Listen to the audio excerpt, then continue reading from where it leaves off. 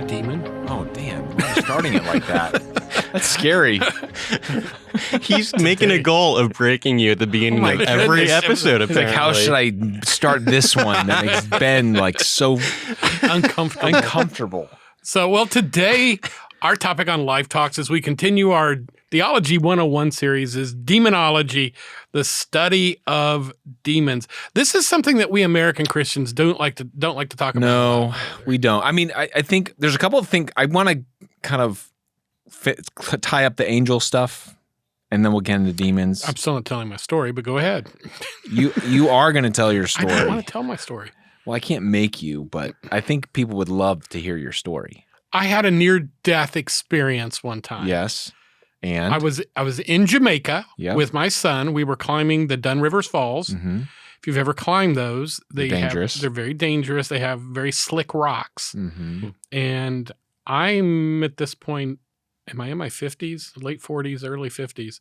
And I slipped, and I slipped bad. And I was going face down, head first, over the edge of probably was an 8 to 10 foot drop on my head. And I'm literally, as the water is pushing me over toward the edge, thinking, this is it. I'm going to die. Here I am in Jamaica, and I'm going to die. How are they going to get my carcass home? I mean, I'm very quickly having all these thoughts, but I knew that there was no way I was going to survive going head first over, because there's just rocks everywhere. Yeah. You would have landed on your head, busted it open. And, you don't survive an 8-foot fall to your head. And out of nowhere, somebody came and grabbed my arm, spun me around so fast that my legs literally went over the edge of the falls and pulled me up out of the falls. And I'm really rattled. I'm really shaken. And I looked up to say thank you to him, and there was no one there. Okay. I Did looked you feel around. it? Did you see it? Like It was as real a person as Ben had been standing next to Wow. me. And it was so weird because my first reaction was to say, thank you for saving Right. Where are you? I don't know. Was there anyone around I at didn't all? even- Like, how far away were you from people? My son was near. He didn't see anything, which that's pretty for him or my son. Did he see anything about this? Did he have any idea until dinner? Yeah, and I didn't. I was processing it for so long. I'm like, did I envision this? Was I in shock? Mhm. And I don't know, but there was a time when I told that story to somebody, and they immediately said, "Well, it was a guardian angel," and I said, "No, I don't believe in that." See, the fact that you were skeptical like that makes this so much more legitimate of a story. Yeah, though. well, and somewhere there's a guardian angel out there saying, "I don't even know why I saved that guy. You didn't give me any credit. I don't get credit for anything."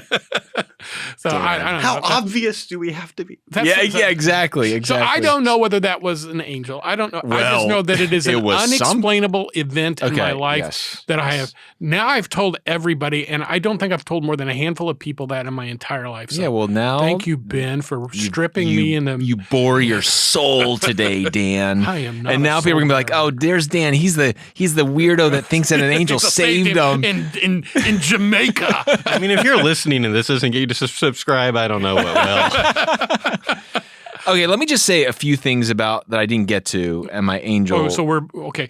Pause the demonology. Now we're back to angelology briefly. Demonology is a subset of angelology, but I mean, here's a couple things I just want to make sure we cover. Number one, there are lots of angels. There are descriptions of myriads upon myriads of angels. I mean, so it's not like there's a handful of them. Hebrews chapter 12, verse 22, Psalm 68, verse 17. We know there are, a large number of angels. I think that's important to know. Number two is that we know that angels have supernatural power, but not infinite, and are subordinate to Yahweh. I think it's really important that we understand they are not to be worshipped. And I think that even though they are powerful and we see them do powerful things in the Bible, that power derives from Yahweh, from the King of Kings and the Lord of Lords. And so they are subordinate to him in all things. And so, Jesus is greater than the angels, Hebrews chapter 1. And so the spiritual world is real. I think it's really important that we understand that I think the Enlightenment really screwed up a lot of Christians. And there are some good things that the Enlightenment did, but I think what the Enlightenment did is it really stripped Christianity from the supernatural components that it was known for. And I think there was a kind of a let's figure out a way to describe and to explain all these kinds of things without the supernatural, because the Enlightenment was very much anti-supernaturalism. That's why you have the rise of deism. You have all these things that, the rise of apologetics. How can we explain these kinds of things? Using logic and reason. And using logic and reason is a wonderful thing. We should never check logic and reason, because I think what you had in the medieval ages was almost a bigger than needed supernatural. It was kind of anything that was outside the norm that's a supernatural event. Whereas no, you just don't understand science. Right. There's these things that were given supernatural labels in the medieval times that didn't need supernatural labels. So I think in a reaction to that, to the Enlightenment, we try to do away with all kinds of the understanding of supernatural. And then I think as Christians, we don't really know what to do with experiences like yours. We don't want to get caught up in them. We don't want to be infatuated with them, but we have to acknowledge that God is a God who still uses angels today. And we shouldn't be afraid of that. We shouldn't try to seek that out. Angels are never meant to be sought after, connected to. It's always about seek first the kingdom of God. Seek God himself. It's about knowing him. If God chooses to, allow an angel to interact with us, to help us, to minister to us, praise God for that. But that says more about God than angels. Right? Like your experience. It's like praising the tool instead of the carpenter. Yeah. Well, your experience is more about God than an angel. What my grandmother's experience, I have a couple other minor experiences, but that says more about God's love and care than anything else. Because here's the thing, there are people that have gone through what you went through and there wasn't a supernatural intervention, right? Yeah. And that goes into how do we understand, why God allows certain things to happen and certain times not? Yeah, and we have to be careful how we interpret those. I mean, I don't have a charismatic bone in my body, and you know me long enough to know that. Maybe a cell. You have a charismatic cell. Well, apparently in your I do, because I'm seeing angels. No, you didn't see it. You didn't see it. Well, I saw something, and I think it was. I don't know. But the reality is that if you do not believe in the supernatural, you really can't believe in God. Right. True. Because then everything has this plausible, logical, naturalistic, scientific reason for existence. So there has to be a supernatural realm, and we've got to deal with it, which is why we do talk about angels and demons.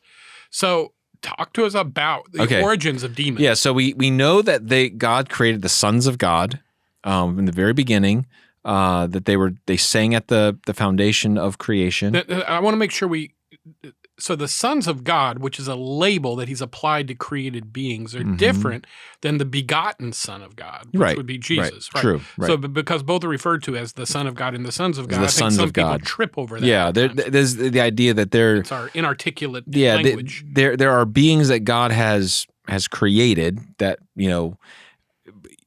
but they're just. That's the title that they're given in the Old Testament. So it's at least one title that they're given. So there are. We know that the rebellion happened after at least day 7. Okay, because God rested on the 7th day. But there was a rebellion in heaven. We get a glimpse of this in Revelation chapter 12. We see this idea of Satan, the serpent, the dragon, creating a rebellion against Yahweh, and a third of the stars are cast out. We see Satan's fall in descriptive terms in Isaiah chapter 14, verses 12 through 15, Ezekiel 28, 11 through 19. Now, they are descriptors of human kings that had a fall, but many theologians believe that there's a supernatural parallel between these earthly kings and what had happened with Satan. Parallel events of an earthly king and an angelic person. So there's these descriptors. So we know there's rebellion that happened, and they are not able to be redeemed. That's something that's unique about angelic beings, especially demonic angelic beings, and that is they are not able to be redeemed like we are. When we fell, right? Because human beings had a fall. We rebelled against God. They rebelled against God, but they are not able to be redeemed like human beings are. And I believe that, the reason why most people believe that angelic beings cannot be, the angels that fell, the reason why they cannot be redeemed is because they received the fullness of revelation. They were in the throne room of God and rebelled. When Adam and Eve fell, they had some interaction with God, but it was not the fullness of God in his glory. So the very fact that there was no other revelation that the angelic forces that rebelled could have gotten to say, oh, I'm going to choose the right side. So Satan, the deceiver, the slanderer, the accuser, these are different titles. Satan is called, he's the Satan is basically in the Hebrew, which means the accuser. He was the head of this rebellion. And so we also see other kinds of rebellion this is where we get into some Michael Heiser stuff. Another rebellion that is mentioned in Genesis chapter 6. Now, there's two theories on Genesis 6. Sons of God had children with daughters of men. The theory that came out of that Augustine was probably the last one, or Augustine, whatever you want to call him, was the first one that come up with the interpretation of the sons of God was the lineage of Seth, the daughters of men was the lineage of Cain. But previously, before the first 300 years after Jesus rose and ascended, there was the belief that that sons of God in Deuteronomy or in Genesis chapter 6 was these angelic beings that had progeny with human women. And the reason why we believe that, most theologians believe that, and that's a view that's now coming back into favor because of work by Dr. Michael Heiser. But it's also biblical because you have these descriptors in Jude chapter 6, 2 Peter chapter 2, verse 4, which talks about this rebellion, how there are beings that are in this holding place right now because of some kind of rebellion. And both Jude and 2 Peter quote the book of Enoch. The book of Enoch is it's a intertestamental writing. I don't believe it's inspired, but I believe that the biblical authors believe that what the accounts of the book of Enoch were true. And that's why you have quotes of the book of Enoch in Scripture saying this really happened. So, and again, you're saying, well, how in the world did angels have sex with women and produce children? I don't know, but it's in the Bible. So, I mean, I don't understand how that happens, but they produced these beings that were and what's interesting to me is that in every ancient civilization, Greeks, Romans, Babylonians, Assyrians, any culture, ancient civilization culture, believed at some point there were times when gods came down and had progeny with human beings. It created these half-breeds. It covers the span of human. I mean, so just like there's a flood narrative that's in every human culture, there's also this narrative of there's something that happened between these gods and men to create these warlike beings, and that's why God sometimes explained as extraterrestrial. But anyway, so there's this isn't the History Channel. What are we talking about? Ancient mysteries. So we have these rebellions that took place, and not. So what that means, especially in Jude 6 and 2 Peter 2, is there are certain demonic beings, or I hate to say demonic beings, but there are certain rebellious angels or spirit beings that are in bondage right now because of what they did in Genesis chapter 6. We know that. So anyways. So I want to ask a question with theological implications. Yeah, sure. Because one of the reasons why I have a hard time being what others would classify as a full-blown Calvinist, did angels have free will? Yeah, I believe so. Yeah. So in other words, angels have free will, but man does not? No, I believe man has free will. Then define free will, though. Well, now we're in the loop. Libertarian free will. Libertarian, I mean, there's all different kinds. There's two major kinds of free will that we're talking about, right? Yeah, I mean, at some level, human beings have free will, right? I believe that. Yes, I could go across. I could smack you across the face right now, and I'm not going to blame that. Well, God must have ordained it. Yeah. So then are you a Calvinist? Or are you, like, is this a compatibilist thing? Oh, guys, I wasn't ready to have this I'm just conversation confused today. at Well, this point. but to me, there's, everything from the timeline issue, like, did angels precede creation? Are they post-creation? I don't think, I think that they were post day 2. Yeah, but then that would seem to imply Or post day 1. 24-hour day. What do you mean? No, it wouldn't. Why would it? In my way of looking at it, Okay. yes, it would, unless you're believing that all of this stuff happened in human time measurements, which to me would be ludicrous based on. Do you think the creation of angels and all that would transpire with them would have had to take place over like multiple years? I certainly wouldn't think it have took to more than have. 24 hours.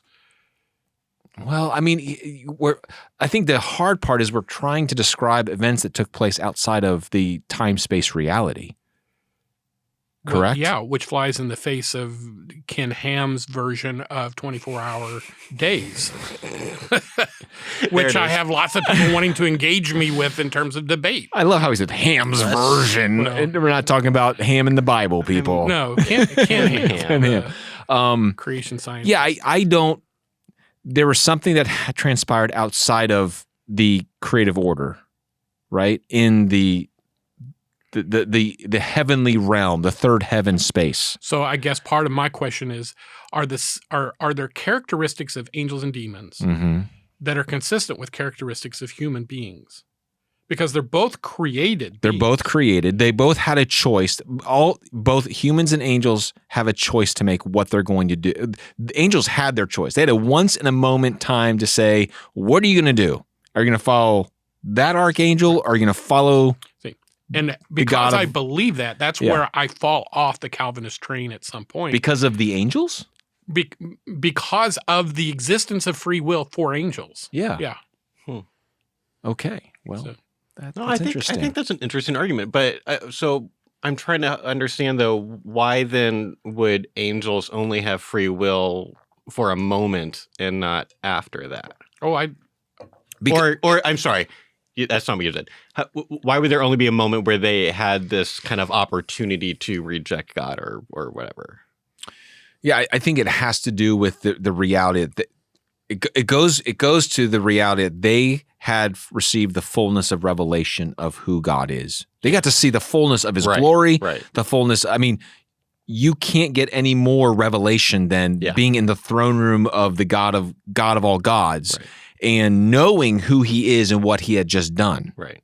So they had, again, from Job 6, or not Job 6, but in Job, it's saying they're praising God for what has transpired. Like they're seeing the creative thing happening at some level. Right. Okay. Now, again, there are some theological theories that get into there's an elder race that actually there is a gap between Genesis 1:1 and 1:2, and that there was a whole other civilization that lived on earth that God had to wipe out, and that's where these angelic beings are. And I mean, we get into some really funky things, and there are some people that would consider themselves Christians that hold to some pretty funky theories on the origins of angels and demons. And not that we kind of believe thing. them, but we are aware of the existence of those theories. Yes. And it's part of the responsibility of people who are serious to about know them. to know them and Yeah. to be able to discuss them. Yeah. Because I often have conversations with people who just say, well, that's just a bunch of bunk. We're not going to talk about it. Well, no, you've got to engage flawed theories too. And I think one of the things about some of these theories,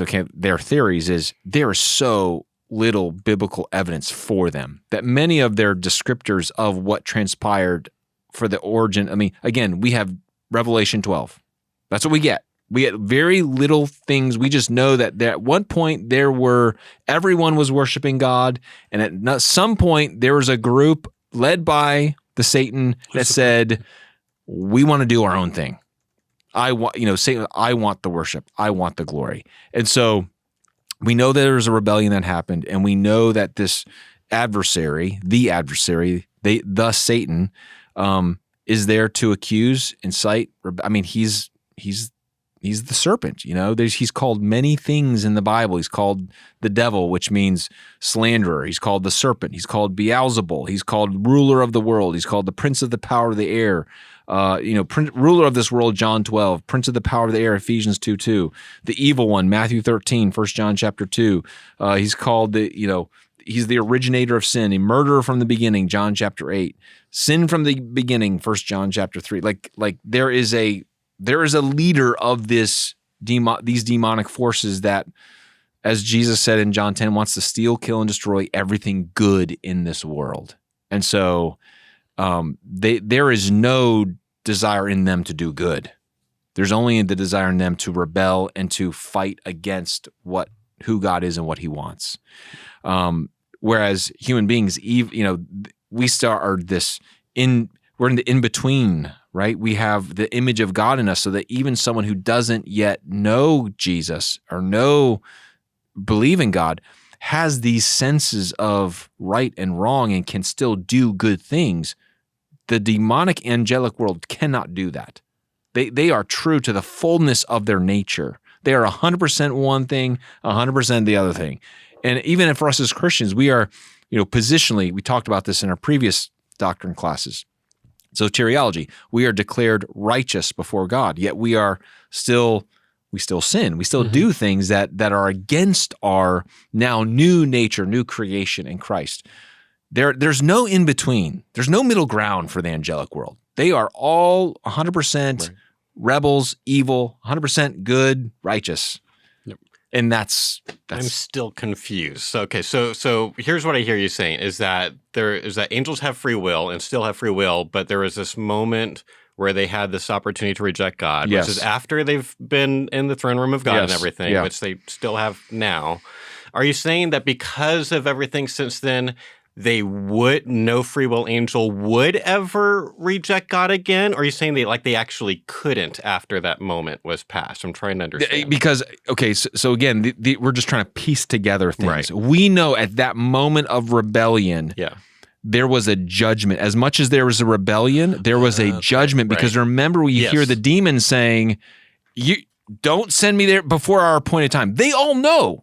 So what that meant is at the moment of the rebellion, there was also a judgment by God the Father the Godhead to say, your fate is sealed from here on out. This is what's going to happen to all of you. Yeah, they just haven't reported to hell yet. They know their time is coming. Okay. They just don't know, how it's going to happen. Interesting. Thanks. Yeah. We're out of time. Well, yeah, and here's the thing for the 3 episodes. And I was jokingly saying we're going to be talking about angels, demons, and Satan. Oh my! Yeah. Really, these 3 episodes there's not clean edges. No, we don't finish no. angels, go to demons. Don't finish demons, go to Satan. And so there's definitely a lot of overlap. Yeah, you need to listen things. to the one before this, and you need to listen to the one after this to be able to understand the continuum of these supernatural beings of which we are speaking.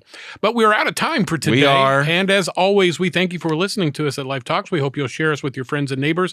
If you ever have any questions or comments or any other way you want to communicate to us, just do so by sending us an email at lifetalks@lifecharlotte.com. And as always, thanks for listening to us here at Life Talks.